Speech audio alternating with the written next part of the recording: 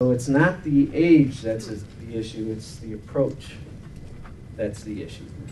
So let's talk about overqualified real quick. Is overqualified a true objection?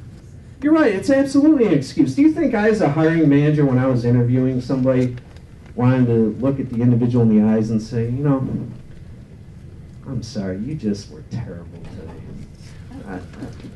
You'll be lucky if you get a job in the next 10 months, if you're lucky. I mean, you know, I wouldn't want to say that. I don't want to, I mean, I may not be a nice guy, but I don't want to hurt anybody's feelings or be sued, right? So it'd be much easier for me to say, you know, I think you're overqualified for the position. That just sounds so much nicer, right? So what are the real objections? The first real objection is the technology objection, right? The second real objection, like Steve mentioned, is passion.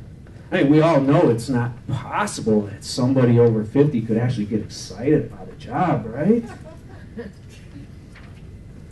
The third is we all know that as soon as the economy gets better, you're just going to hop to another job, right? That's what all us hiring managers know, right? And then the next one is, and I believe Steve mentioned as well, is you're going to cost me a fortune. You're going to be too expensive for me, right? So that's the fourth real objection. And the fifth real objection is, you're going to be out for my job. So those are the real objections, right? So how do we overcome those real objections? It's very simple. You can overcome all of them in how you answer one question. How many of you have ever been asked on an interview, tell me about yourself? Isn't that like the biggest cop-out question in the whole wide world? Yeah. That means, you know what that question means is the interviewer didn't spend any time at all preparing for the interview, and they, you know, at the last second they put together, they went on Google and they said, give me 10 good interview questions, and the first one that popped up of the 10 was, tell me about yourself. But that's a really good question to get, though, because now you can nip every objection in the bud by how you answer that question. So the way you answer that question is you say, first of all, I want to tell you how excited I am to be here today and how excited I am about this opportunity. All right, now we've already addressed the passion. Now, the next sentence might be, one of the things that really excites me about this position is I happen to look at your LinkedIn profile. We're hip to social media and stuff like that. Happen to look at your LinkedIn profile and notice that you've been with the company for 10 years. And it looks like you've achieved a lot of success. I'm really curious of what you attribute that success to. But what really excites me about being here at this interview is I'm looking to be working for an employer to where I can hang my hat for a long time and have a solid career. So the fact that you've been there for over 10 years, that's really exciting me. Oh, now we just knocked out 2 more objections. The fact that you're not technologically savvy, well, you went to a LinkedIn profile, and the fact that you like the fact and you're excited about the fact that they've been there over 10 years, so, and that's what you're looking for, so you're not the type of individual that's looking to job hop. So now let's address the cost. We want to change the dialogue to return, not cost, but return.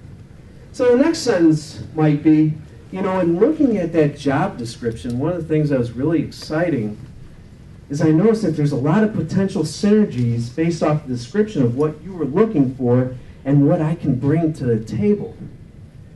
And what excites me is the fact that I'm very confident that when you bring me on board to your team, I'm going to give you the highest return on investment possible. So now we've addressed the cost issue. The final thing is you're after the boss's job, right? So you end the tell me about yourself question with, you know, there's a little tidbit about my personality I'd like you to know. One of my biggest weaknesses to a fault is I'm an extremely loyal person. And I tend to be loyal to those people that have really helped me throughout my career, almost to a fault. And one of the things that I take great pride in is the fact that a year from now, when we're sitting at the same desk, you're going to look at it and you're going to be so thrilled that you made the decision to hire me. So now we've knocked out that objection in the bud. So the key is as we say in sales training, you want to stop the bullet before they shoot. So you want to get these objections out on the table fast and knock them out. Now the final thing I want to talk about is return on investment. I want you to focus on not what the company can do for you, but what you can do for the company. 2-minute warning. 2-minute warning. Okay. All right. So I'm going to give you an ROI example. You know, I always hear people say, well, I can't quantify the return on investment that I can provide. So the MF Global thing started in November. The CBOE is now, 5 months later, according to Cranes, advertising for a Deputy Director of Compliance. Now, how could compliance possibly provide a return on investment? That's a cost to the organization. So with compliance, let's just take a look at an example, all right? Let's say it costs $200,000 in salary and benefits to bring a Director of Compliance on board for the CBOE. The CBOE has 89 million shares outstanding. So if that Director of Compliance, by ensuring that they had remained compliant, could have just a 1 penny impact on the earnings per share, which would be very conservative, that would have an impact of $890,000 to the organization.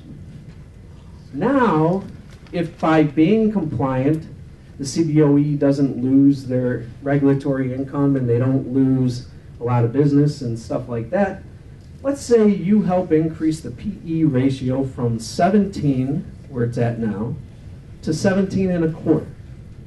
So just just 1/4 of a point on the price to earnings ratio.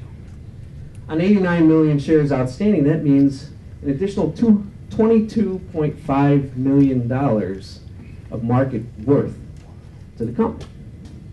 So now the cost to hire this individual is $200,000. But the individual brings in $23 million worth of value, which has a return on investment of 11,500%. Not bad. So my parting words to each one of you is, think about, in terms of dollars and cents, what kind of a business case you can create to quantify the return on investment that you can provide a prospective employer. And when you do that, you can often get employers to create positions for you. So with that, I will say thank you very much.